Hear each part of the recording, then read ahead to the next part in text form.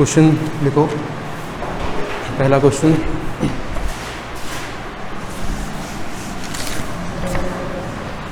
लिखो the first term of an AP, the first term of an AP is small A.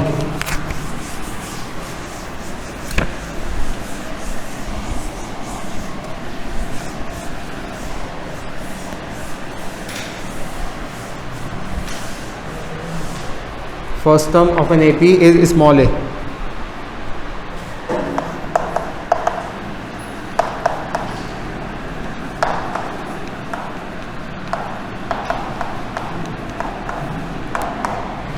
Small a. The second term is B.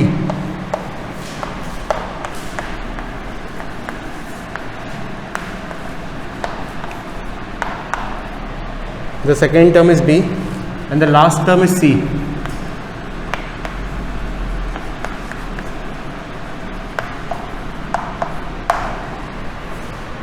So show that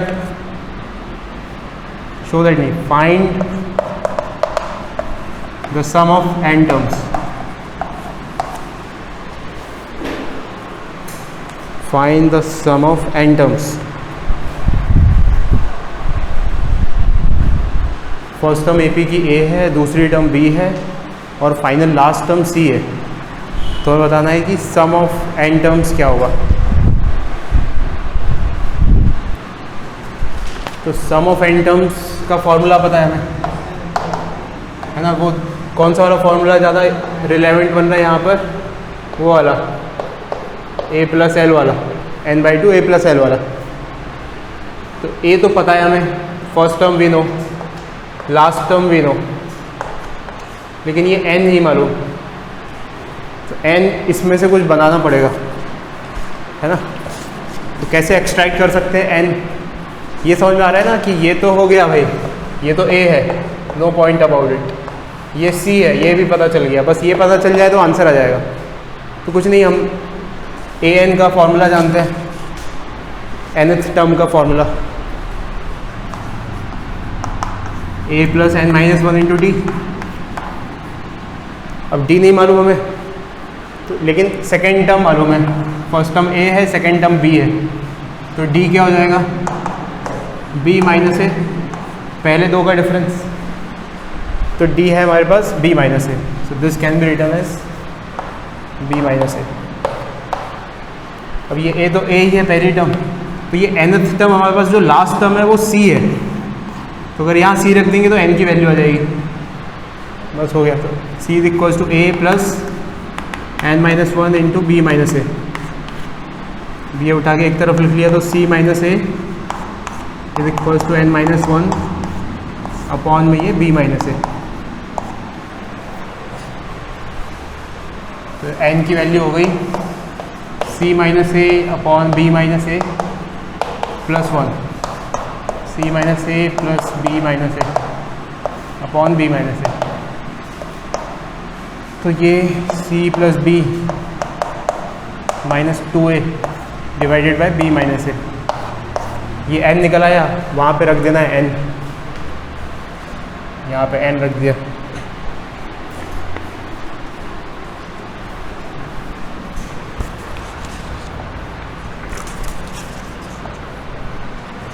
C + B - 2a divided by B - a। तो answer is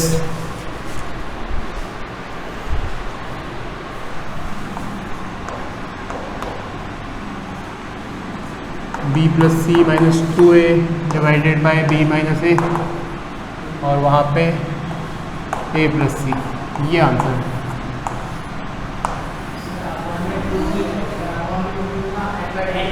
upon में 2 भी आएगा।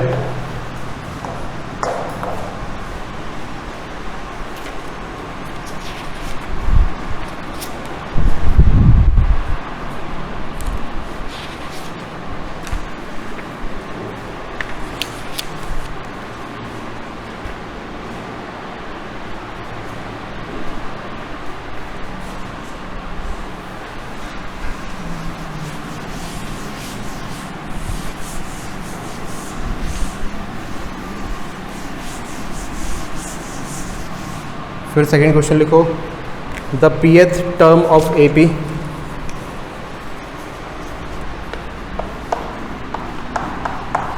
the pth term of an AP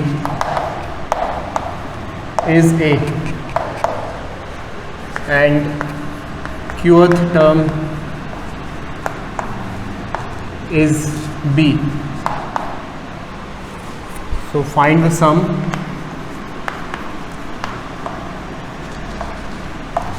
of the P plus Q terms. Find the sum of the AP of the P plus Q terms.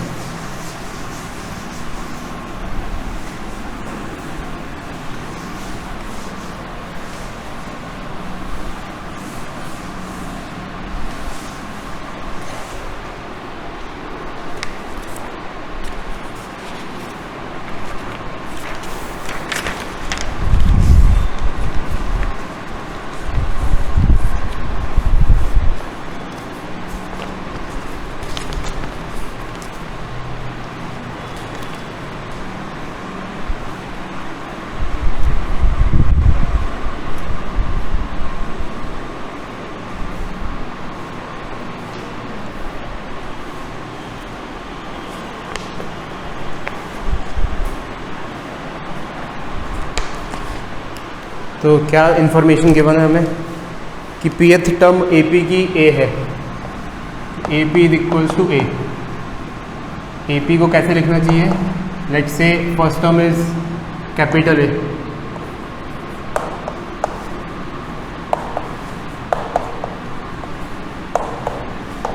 Capital A क्यों बोल रहे हैं? क्योंकि small a pth term दी हुई है और common difference is capital D।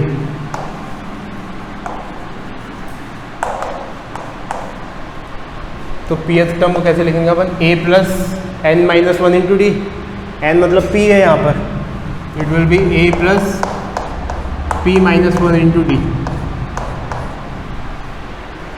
क्यों कर रहे हैं ऐसा?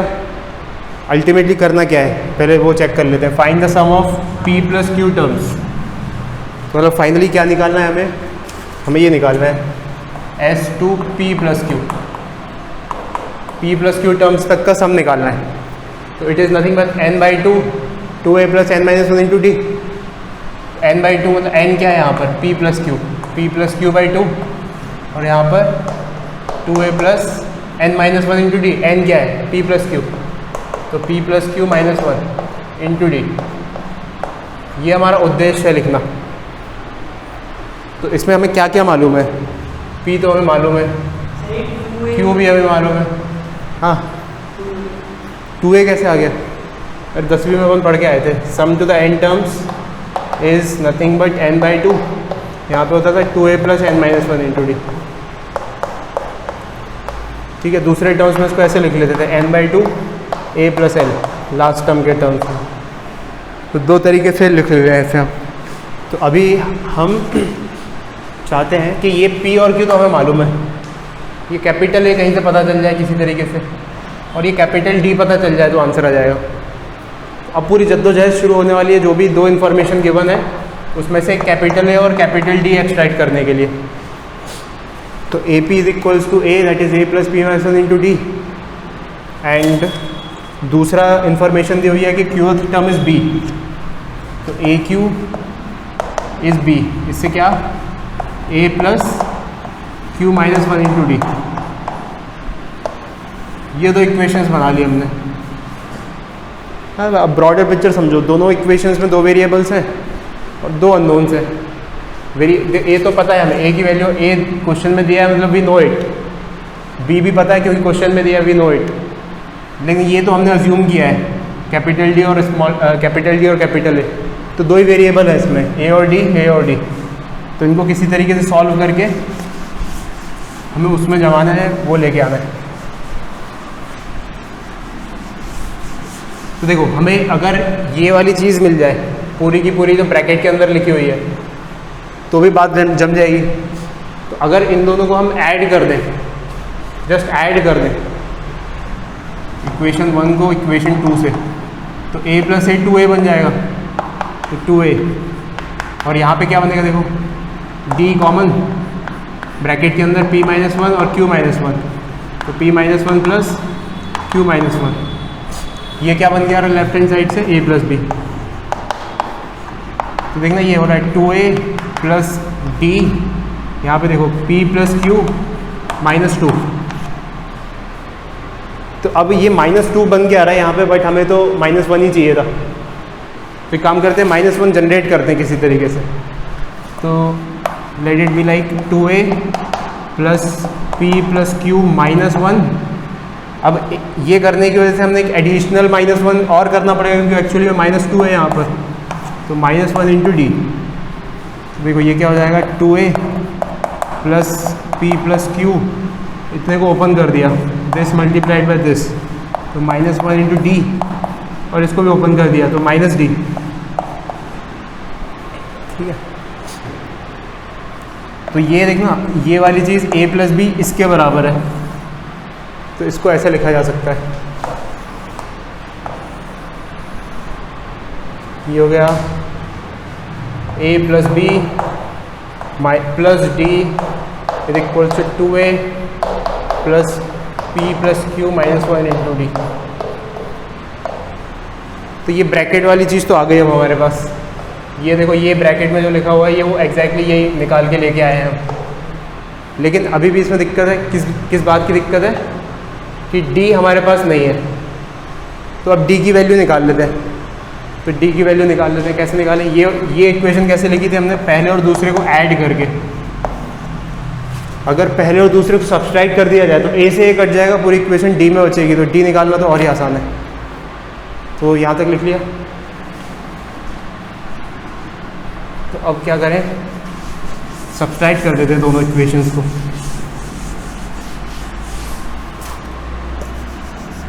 वन माइनस टू, तो a में से b गया, a माइनस बी, इस कैपिटल A में से क्या ये तो गया 0, और इससे फिर गया तो ये d दिस माइनस दिस, तो p minus 1 minus q plus 1, minus 1 से प्लस 1 कट गया, तो a minus B is equals to D into P minus Q. तो d की वैल्यू आ गई a minus B upon p minus Q. तो ये आ गई, तो अब उठा के ये रख लिया यहाँ पे। This thing is equals to nothing but a plus B plus D, D is a minus B upon p minus Q. अब यही चीज़ हमें बस इसमें सब्स्टिट्यूट करनी है और आंसर आ जाएगा। तो sum to the nth term क्या हो, sum to the p plus q terms क्या हो गया, ये हो गया p plus q by 2 multiplied by 2a, वो जो भी लिखा हुआ है पूरे ब्रैकेट में वो ये लिखा हुआ है असल में। तो ये हो गया a plus B plus a minus B divided by p minus Q, ये answer.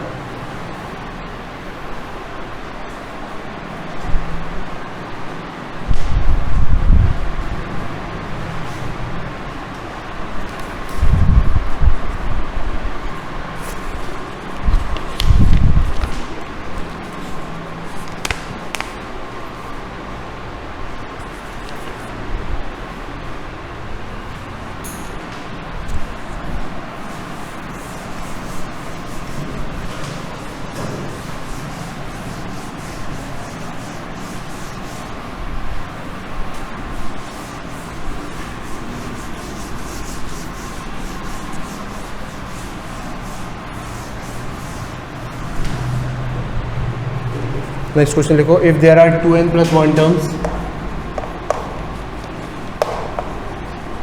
If there are 2n plus 1 terms in an AP,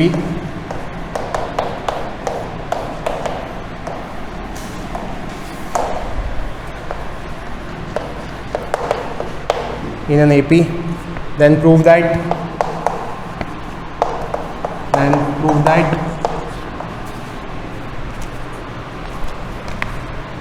prove मत करो, फाइंड करो। Then find the ratio of the sum of of the sum of first ratio of the sum of odd terms to the even terms, to the sum of even terms. Odd terms और even terms के सम का ratio find करना है.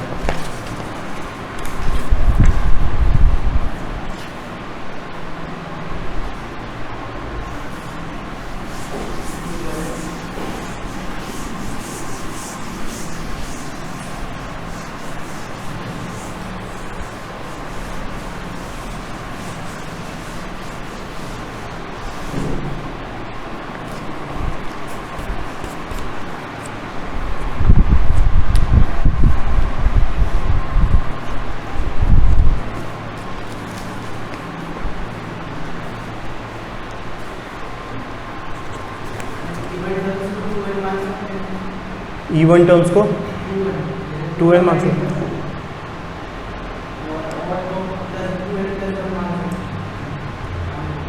देखो 2n + 1 total terms है, तो मान लो 11 terms है. 11 तो 11 में से कितनी ऑड होंगी और कितनी इवन होंगी. लेट्स से 11 टर्म्स है, तो ऑड कितनी होंगी और इवन कितनी होंगी. ऐसे सोचो बस. 11 भी छोड़ो, छोटा छोटा दिमाग लगाओ. 5 टर्म्स है, तो 1 2 3 4 5. अरे नंबर ऑफ टर्म्स है, टर्म्स कुछ और हो सकती हैं. 1 2 3 4 नेचुरल नंबर्स नहीं है, ये तो नंबर ऑफ टर्म्स है. तो ये ऑड, ये ऑड, ये ऑड. कितनी ऑड? 1 2 3 ऑड. और तो इसका मतलब यहाँ पे 2 ऑड, सॉरी 2 ऑड, 2 इवन और 3 ऑड. मतलब ज़्यादा हमेशा 2n + 1 में ज़्यादा, एक ज़्यादा ऑड टर्म्स रहेंगी. तो अगर टोटल टर्म्स 2n + 1 है, तो इसका मतलब 2n का आधा कितना होता है? n. तो n तो होंगी इवन और n + 1 होंगी ऑड. ये समझ में आ रहा है? एक ज़्यादा कि अगर 11 टर्म्स होती तो 5 इवन होती, 6 ऑड होते. तो ऐसे 2n + 1 टर्म्स है. तो 2n + 1 टर्म्स है तो n मतलब कि 2n ही होती. तो ये एक ज़्यादा वाली किधर होगी? ऑड में होगी. ठीक है, तो n इवन और n + 1 ऑड. तो हमें संख्या पता चल गई. अब इनका सम निकालना है ना. तो let's say S1 is the sum of odd terms.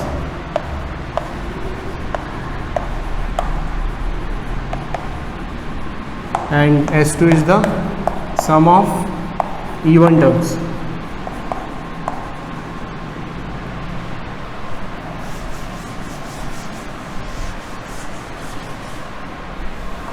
तो S1 क्या होगा?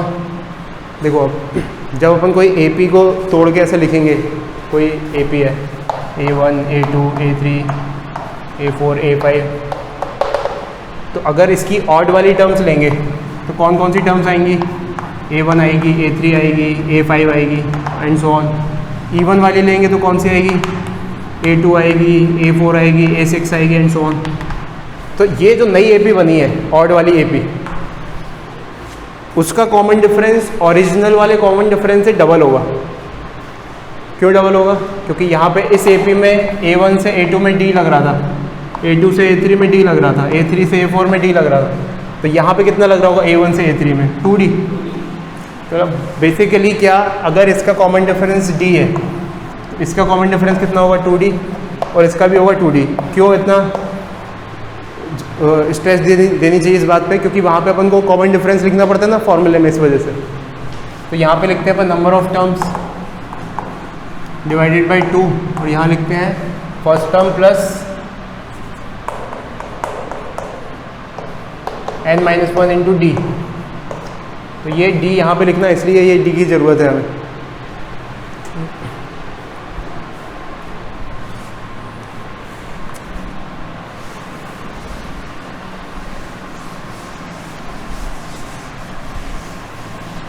तो S1 लिख देते हैं. S1 लिखने के लिए क्या होगा? H1 is number of terms is 2n + 1, sorry n + 1, क्योंकि ऑड है ना. ये, फिर फर्स्ट टर्म इज लाइक से a plus number of terms is n+1, तो n+1 -1, यहाँ पे n की जगह n+, ये नंबर ऑफ टर्म्स लिखनी है यहाँ पे, और यहाँ पे कॉमन डिफरेंस, तो n+1 आएगा यहाँ पे, -1 तो कट जाएगा उससे, फिर d, तो 2d लिखना चाहिए,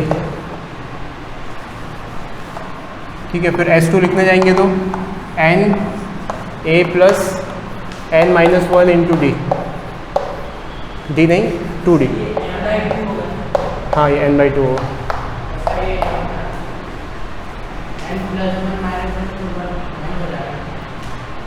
ये वाला, हाँ ये n हो जाएगा, यहाँ पे केवल n बचेगा, 1 से 1 कट जाएगा, क्योंकि यहाँ पे n इवन टर्म्स है, ऑड टर्म्स n+1 थी, ये इवन टर्म्स के लिखा। S2 अपन ने क्या बनाया है, सम ऑफ इवन टर्म्स। तो अब क्या फाइंड करना है हमें, रेशियो S1/S2 निकालना है।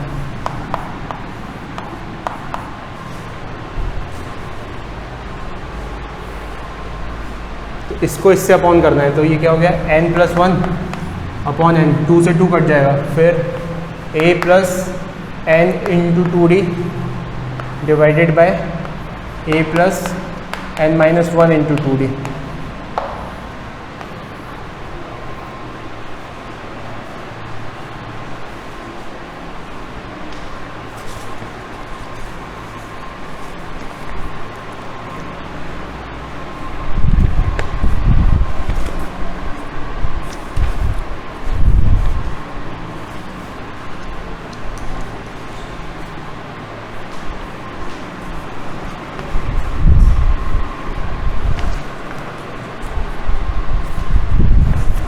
ठीक है, तो अब ये तो हमें पता नहीं है ए और डी, ये तो अज्यूम किया हमने, क्वेश्चन में तो दिया नहीं है ये, तो इनसे हमें मुक्ति पानी पड़ेगी किसी तरीके से।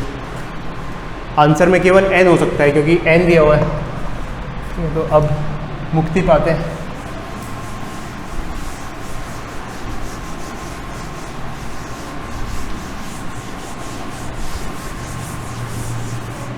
इसको ऊपर वाले को खोल के लिख देते हैं, तो देखना n का मल्टीप्लिकेशन होगा इसके साथ, पहले पूरे उसके साथ, तो ये बनेगा an प्लस n² 2d, फिर plus a plus n into 2d, फिर नीचे बनेगा an plus n² 2d minus 2nd, ठीक है। अब क्या किया जा सकता है, एक टर्म कम आ रही है, 1 2 3, अच्छा यहाँ पे कुछ ज़्यादा लिख दिया है, अच्छा ठीक है, +1, हाँ दूसरा भी हो गया, ठीक है। तो देखना अब इसको श्रिंक करते हैं ऊपर वाले को, तो 2d यहाँ पर है और 2d यहाँ पर भी है, तो अगर इसको श्रिंक किया तो ये बना an, यहाँ पर हो गया 2d n² प्लस n, और a को इसके साथ जमा देते हैं, a और इसको दोनों को क्लब कर देते हैं, तो ये हो जाएगा n+1 मल्टीप्लाइड बाय a, ठीक है। तो ये हिट एंड ट्रायल कर रहे हैं, फिर नीचे भी कुछ जमावट करते हैं, नीचे जमाने के लिए क्या करें, 2 टर्म में श्रिंक करना है, तो इसके साथ ये तो अकेला है, इसको अकेला रहने दो, an, और यहाँ पे 2d के साथ इसको कर देते हैं n² माइनस n, ठीक है, यहाँ तक पहुँच गए। अब क्या कर सकते हैं, n+1 जनरेट कर सकते हैं ऊपर से, नीचे से भी कर सकते हैं क्या, नीचे से नहीं कर पा रहे थे,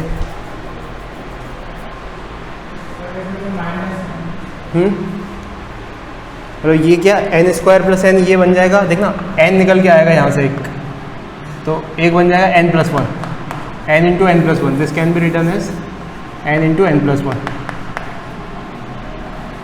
and this can be return as n into n-1, ठीक है। तो ऊपर से n+1 निकल के आ रहा है, ये देखो ये, और नीचे से n निकल के आ रहा है, तो जमाते हैं, कुछ जमता है तो हो गया n+1 होल ब्रैकेट में a प्लस 2d इंटू n, और नीचे n निकल के आया और ये a प्लस 2d into n minus 1, 2d into n minus 1।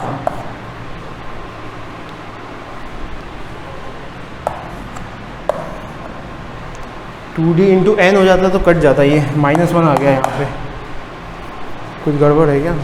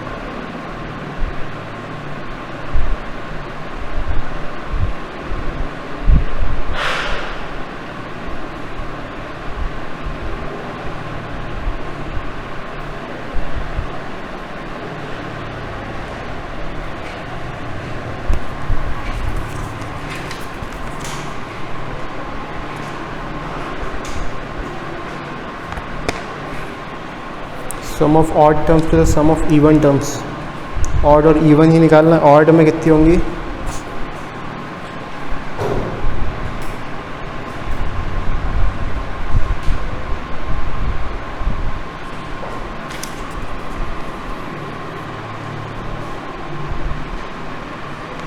किया तो एकदम सब सही है।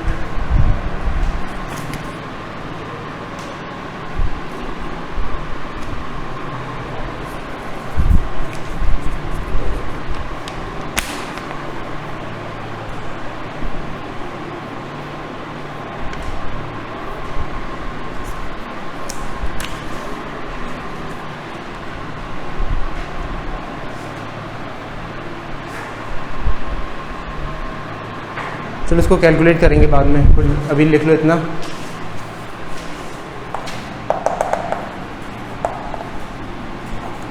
इसमें गलती पकड़ना कहाँ पे करी है। आंसर इसका आने वाला है n+1/n, मतलब ये चीज़ आने वाली आंसर, मतलब ये बराबर आना चाहिए किसी तरीके से, तो कट जाए।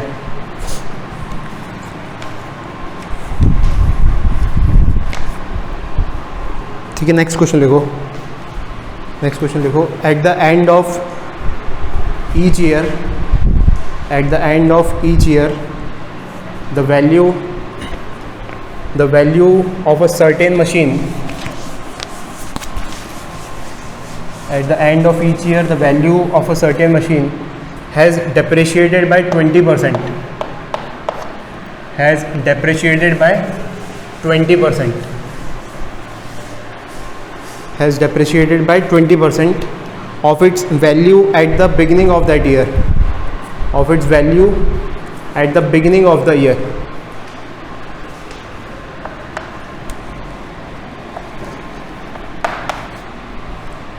So if its initial value was 1250 rupees, if its initial value was 1250 rupees, find the value at the end of 5 years. Find the value at the end of 5 years. Find its value at the end of 5 years. At the end of 5 years. 1250 initial value, शुरुआत की value. If its initial value was 1250, find the its value after 5 years. हर साल 20% depreciation आता है।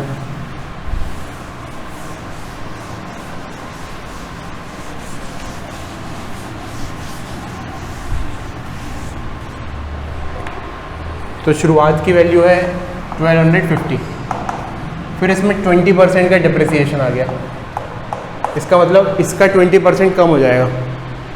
तो देखना 1250 minus इसका 20%, तो 1250 into 0.2, तो ये कितना हो गया 0.8 इंटू 1250। कैसे 1250 कॉमन लिया, 1 माइनस 0.2 0.8। ठीक है, तो अभी ये सब अपन को पूरे सोचने की ज़रूरत नहीं है, जीपी बन रही है वो तो कुल मिला के। तो इट इज़ लाइक 0.8 इंटू 1250। तो इसको ऐसे सोचो कि अगर ये x होता, जस्ट फॉर एन एग्जाम्पल, तो 20% डिप्रिसिएशन के बाद कितना बचा ये 0.8x, और 20% डिप्रिसिएशन के बाद ये कितना बचेगा, जो भी ये इसको y1 मतलब 0.8 इंटू वाई, 0.8 इंटू ये चीज़, ये कितनी है 0.8 इंटू 0.8 इंटू एक्स, तो ये अगले साल कितनी बन जाएगी 0.8 का स्क्वायर इंटू एक्स।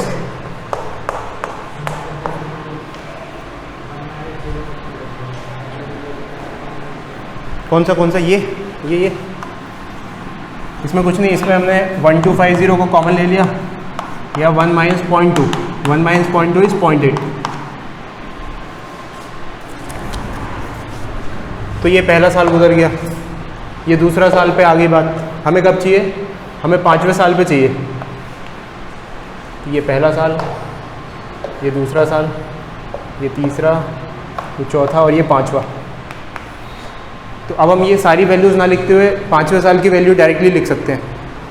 ठीक है, तो पहले साल में 0.8 की पावर 1 थी, दूसरे साल में 0.8 की पावर 2 थी, वैसे 5वें साल में 0.8 की पावर क्या होगी 5, 1250। ये आंसर है हमारा।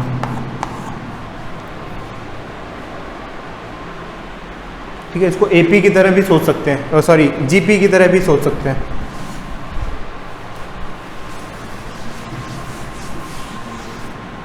फिर a naught was given as 1250, हाँ कुछ भी, ए पहली term is given as this, और common ratio is given as 0.8। तो हमें क्या चीज़ निकालना है, हमें A6 निकालना है। A6 क्यों, देखो पहली टर्म है 0 साल, दूसरी टर्म है पहले साल, तीसरी टर्म है this is first term, this is year. तो पहली टर्म शुरू हुआ समय, दूसरी टर्म पहला साल ख़त्म हो गया, तीसरी टर्म दूसरा साल ख़त्म हो गया, चौथी टर्म 5वां साल ख़त्म, सॉरी तीसरा साल ख़त्म हो गया, 5वीं टर्म चौथा साल ख़त्म हो गया, 6वीं टर्म 5वां साल ख़त्म होगा। तो A6 निकालना है हमें, answer is over A6।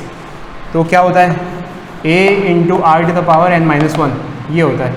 A is first term is 1250, R is what, common ratio 0.8, n-1 6 terms हैं, तो ये इसकी पावर 5, तो ये डिप्रिशिएटेड वैल्यू होगी इसकी।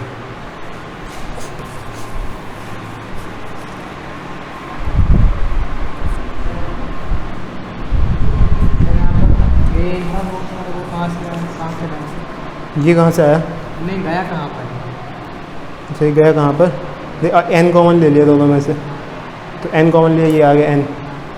अब इधर से बचा a, तो ये a, फिर उसके बाद n कॉमन ले तो ये नहीं होगा, ये भी तो जाएगा, ये है, ये माइनस है कि प्लस है, ये माइनस है, तो ये आ गया यहाँ पे। तो सर ये वाला n कॉमन नहीं लेंगे, नहीं, ये प्रोडक्ट में ये है ना, ये n+1 है प्रोडक्ट में, n+1 जैसे ऊपर n+1 था तो n+1 कॉमन ले लिया था, ये देखो n+1 था, n+1 आता तो कट ही आता है, हाँ n-1।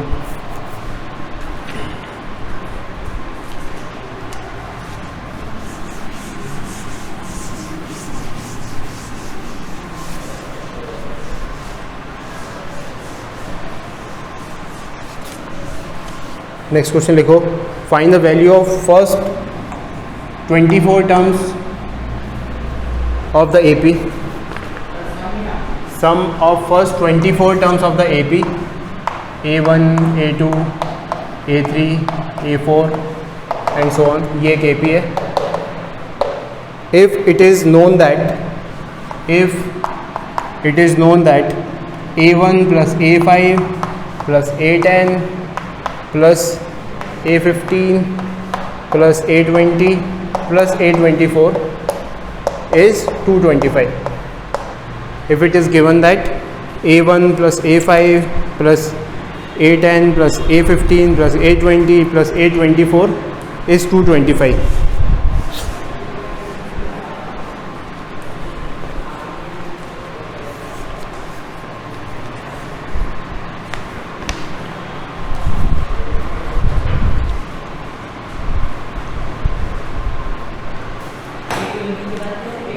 हम्म 20 के बाद 24 A24.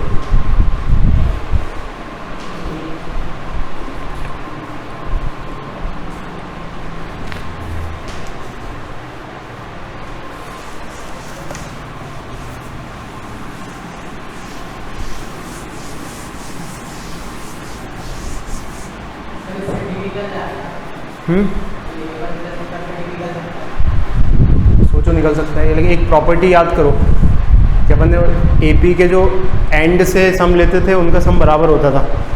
A1 का sum A1 plus A24 equal to A2 plus A23 है ना. तो वो कुछ उससे जम जाए बात, तो उससे जमाने की कोशिश करो. ये डेटा उसी लिए दिया हुआ है.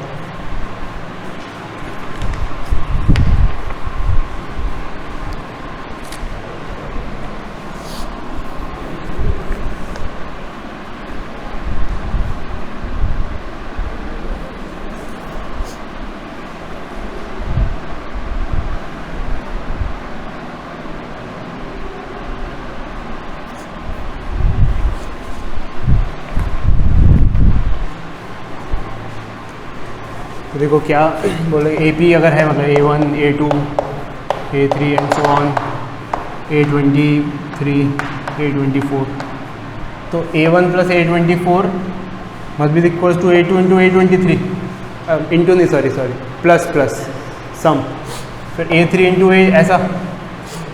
तो A5 का जोड़ीदार कौन बनेगा, क्योंकि वहाँ पे A5 दिया हुआ है. A5 का जोड़ीदार कौन बनेगा, A20. इधर मतलब कि A5 के लिए तुम्हें यहाँ से 5 कदम आगे बढ़ने हैं, तो 1 2 3 4 5. तो इधर 24 23 22 21 20, तो 5 का जोड़ीदार 20 बनेगा. तो ये बन गया, मतलब ये दिया हुआ है यहाँ पे. सिमिलरली 10 का जोड़ीदार 15 बनेगा. ऐसे थोड़ा सा दिमाग लगाओ, 5 प्लस 20 25, वैसे 10 प्लस 15 25, तो इसका जोड़ीदार ये बन, इसलिए क्वेश्चन में भी इसलिए ही दिया हुआ है. और पहले का जोड़ीदार, अच्छा ये सॉरी, पाँचवें का जोड़ीदार 20 बनेगा और A1 का जोड़ीदार A24 बनेगा. तो इसको अपन ऐसे लिख सकते हैं, A1 plus A24 plus A5 plus A20 plus A10 plus A15 is equals to 225. ठीक है. अब ये बराबर है, ये सब बराबर है. ये समझ में आ रही है ना. हाँ, क्यों है बराबर, बताओ क्यों, कारण क्या है बराबर होने का. क्योंकि यही तो समझा है, इनका इसका सम बराबर इसके, इन दोनों का सम बराबर, एंड से जोड़ते हैं सम बराबर आता है. तो ये जो लिखे हुए हैं गोले के अंदर ये सब बराबर है, तभी तो मैचिंग कराई अपन ने. Call them x x x. तो 3x किसके बराबर है, 225 के बराबर. 3x is equals to 225. तो x की वैल्यू क्या आ गई यहाँ से, 225/3 यानी कि 75. 75 को 3 से मल्टीप्लाई करेंगे तो 225 आ जाएगा. अब क्या करना क्या था, हमें S24 निकालना था. तो S24 क्या होता है, S24 होता है n/2 first term plus last term. तो ये n कितनी है, 24, 2 तो 2 है. अब ये a प्लस l क्या है, A1 प्लस A24, मतलब यही है. ये मतलब x रखना है वहाँ पे, ये चीज़ x है. x क्या है, 75, तो उठा के रख दिया यहाँ पे. तो this is the answer.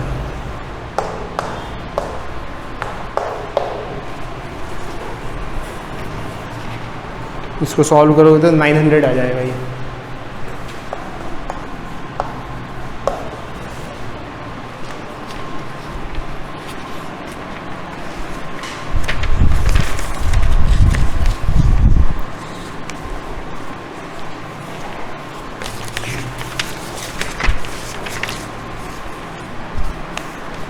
Next लिखो, the product of first three numbers in AP is 224.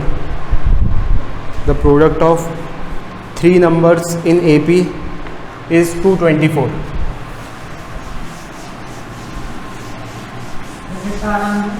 900.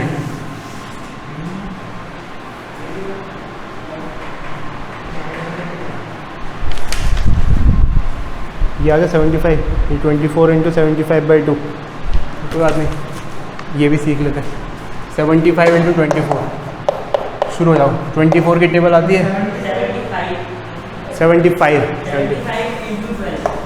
Into 12. ये कर लो. 12 की टेबल आती है 12 5 60.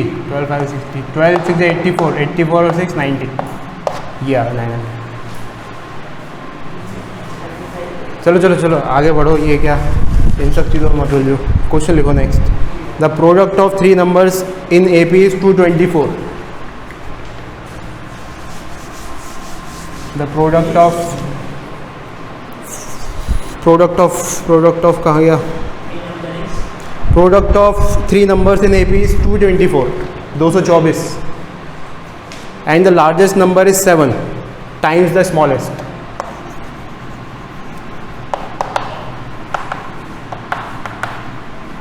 Largest number is 7 times the smallest. So find the numbers. Find the numbers.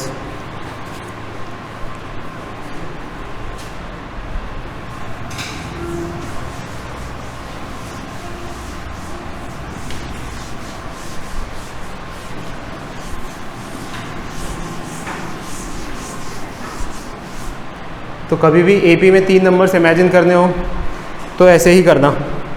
पहले को मानना A माइनस डी, दूसरे को मानना A और तीसरे को मानना A प्लस डी. इसका फ़ायदा क्या है ना, NCERT में भी है ये मेथड. बहुत इंपॉर्टेंट चीज़ है, मतलब ये क्लास की सबसे इंपॉर्टेंट चीज़ है. A minus d, A into A और तीसरा A प्लस डी, ये तीन टर्म्स है AP में. इसका फ़ायदा क्या है कि अगर सम करना पड़ जाए, सम ऑफ दीज नंबर्स, तो D से D कैंसिल हो जाएगा और 3D आ जाए, 3A आ जाएगा. एक ही वेरिएबल में हमको सम मिल जाएगा. या प्रोडक्ट बनाना हो, प्रोडक्ट ऑफ दीज थ्री, तो A minus d into A plus d. तो ये A माइनस डी और A प्लस डी मिल के A square minus D square बन जाएंगे. तो अच्छा श्रिंक हो जाएगा, पैटर्न जम जाएगा. ठीक है. तो क्वेश्चन में क्या दिया हुआ है कि तीन नंबर्स हैं AP में, उनका प्रोडक्ट है 224. तो हम तीन नंबर्स को मानेंगे A माइनस डी, A और A प्लस डी. इनका प्रोडक्ट है 224. So it is given that the product is 224.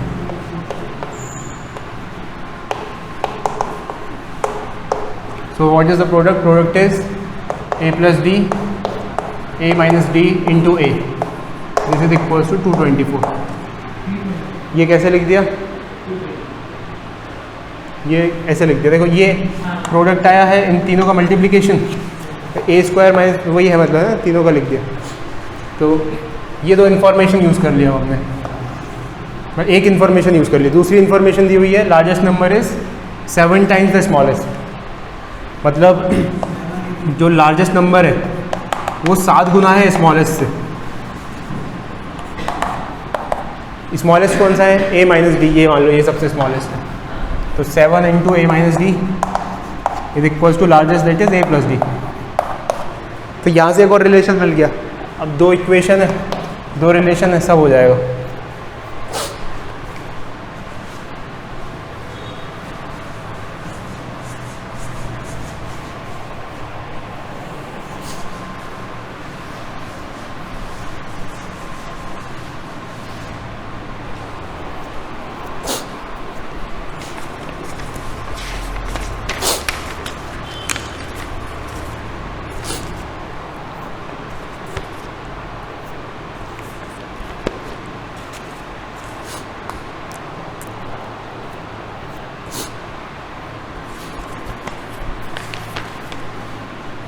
ये उठाओ यहाँ से.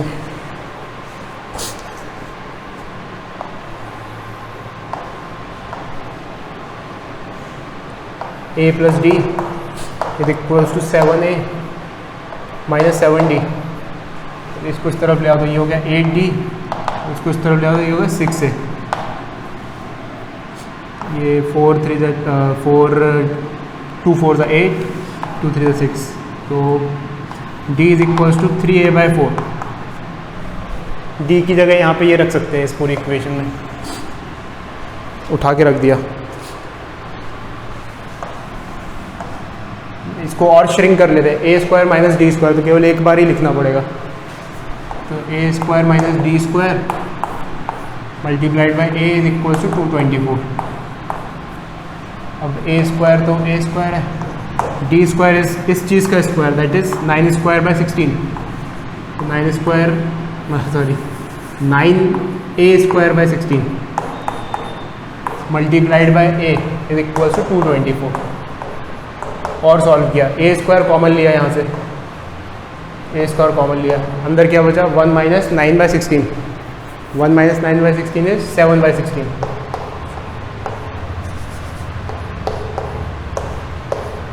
और एक और a है तो यहाँ a³ कर दिया, इज इक्वल टू 224।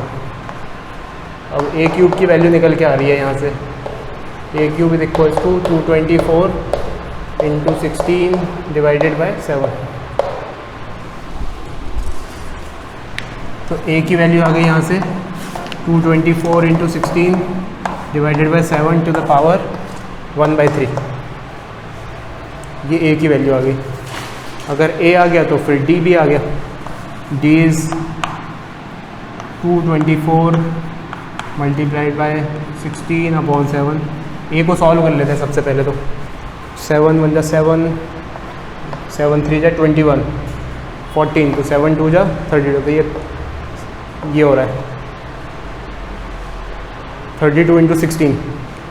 तो इसको ऐसे लिख सकते हैं, 32, इसका 2 उधार ले लिया इससे, तो 64 हो जाएगा। और क्या बचेगा यहाँ पे 8। ऐसा क्यों किया? क्योंकि 64 भी किसी का क्यूब रूट होता है, किसी का क्यूब होता है, और 8 भी किसी का क्यूब होता है। 64 होता है 4 का, और 8 होता है 2 का, तो 4 × 2, तो इट इज़ 8। a की वैल्यू 8 है, डायरेक्टली लिख देते हैं यहाँ पे 3 × 8/4, 3 to the 6, d की वैल्यू 6 आ गई। तो नंबर्स आर a - d, पहला वाला a - d इज, ये आंसर लिखा रहा है यहाँ पे, a - d is 2, a is 8 and a + d is 14। 2 8 और 14, ये 3 नंबर्स हो गए। तो दिख भी रहा है यहाँ पे पहला नंबर 7 गुना कम है लार्जेस्ट नंबर से।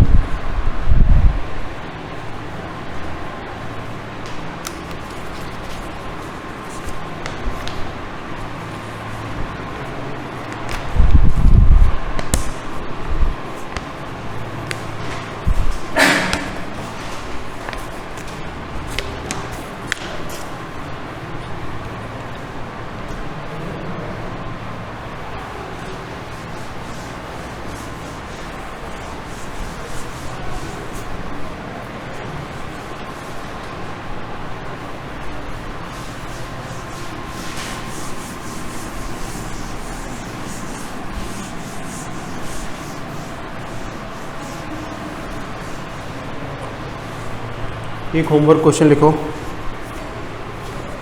Show that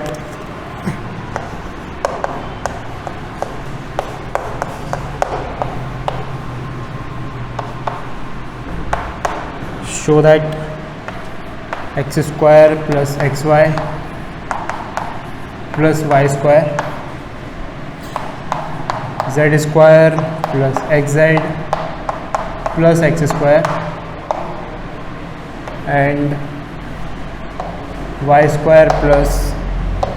yz + z² are consecutive terms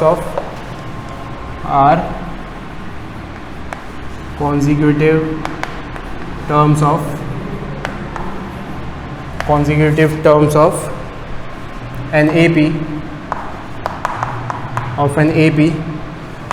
if x, y, z are in AP. If x y z are in AP, मतलब हमें ये शो करना है कि ये और ये AP में है, given that x y z AP में है। तो अगर इन तीनों को AP में शो करना है तो डेटा गिवन क्या है हमारे पास कि एक्स वाई जेड AP में है ना। तो यहाँ से हम क्या लिखेंगे, दिस इज हिंट, यहाँ से क्या लिखेंगे, given data 2y is equals to x plus z, क्योंकि एक्स वाई जेड AP में ये गिवन है। मतलब इसको यूज़ कर सकते हैं कहीं पे हमारे पास 2y आ जाए इस इक्वेशन में, आने वाली इक्वेशन में, तो उसको एक्स प्लस जेड लिख सकते हैं। और हमें शो क्या करना है, वी हैव टू शो कि ये तीनों ये और ये AP में है, मतलब इसका double z square plus x z plus x square must be equals to इन दोनों का सम, दिस प्लस दिस।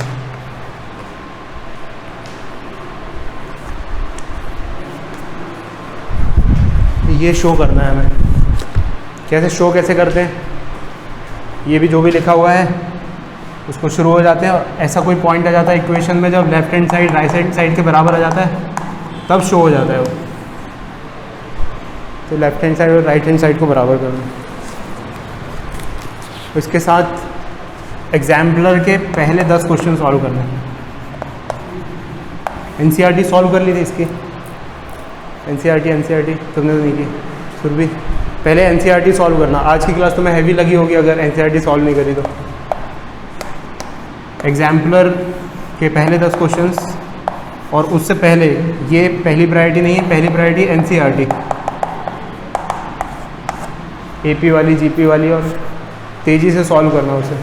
कुछ नहीं, उसमें बस तुम्हें NS टर्म लिखने की प्रैक्टिस होगी, उससे वो प्रैक्टिस होगी तो इन सब चीज़ों में तेज़ी आएगी थोड़ी। ठीक है, नेक्स्ट क्लास में फिर कंटिन्यू करते हैं।